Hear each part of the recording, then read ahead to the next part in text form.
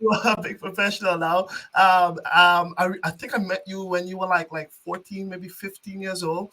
And your training regiment was kind of crazy to me because I felt like she was doing a lot. So, and I still think that that was like really good as well. But how much has that changed?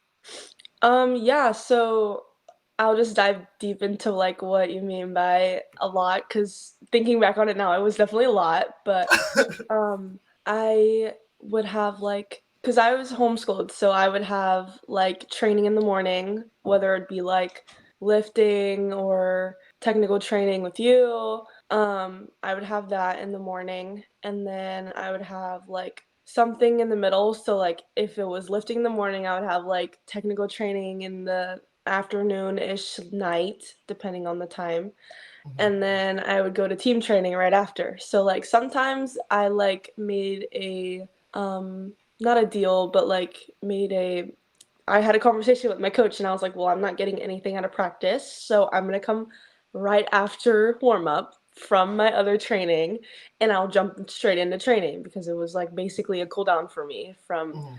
the trainings and stuff." Yeah. So yeah, I was like training with you religiously. I was training with Celia religiously. I was training with EPT, which is like a strength and conditioning, like lifting place. And yeah, all of that was like an everyday thing. Like that was like a strict regimen, like so Mhm. much going on.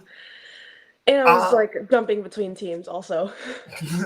I'll always remember like this one moment where I don't know if you remember this as well, but we went to the field like that was behind that really big church, and your muscles were like you were dead tired, and we did like one drill like over and over, and after that, I was like, okay, you got to run like 10 sprints, and she's like, oh my god. Yeah, one thing I will say with crew is like I was very like blunt about everything. I did not care if I didn't want to do it. I'd be like, Cruz, what are we doing, dude? Do you not see me right now? yeah, But I would end up doing it. yeah, Except she for does it. those sprints were crazy. He was just Yeah. trying to mess with me. But Those were good times. Those were good times. But yeah. let's talk a little bit about you in the NWSL. I mean, obviously, you're one of the youngest players in the NWSL. What's up, guys? It is your host, Coach Cruz, and just wanted to say thank you for tuning in to this episode of our podcast.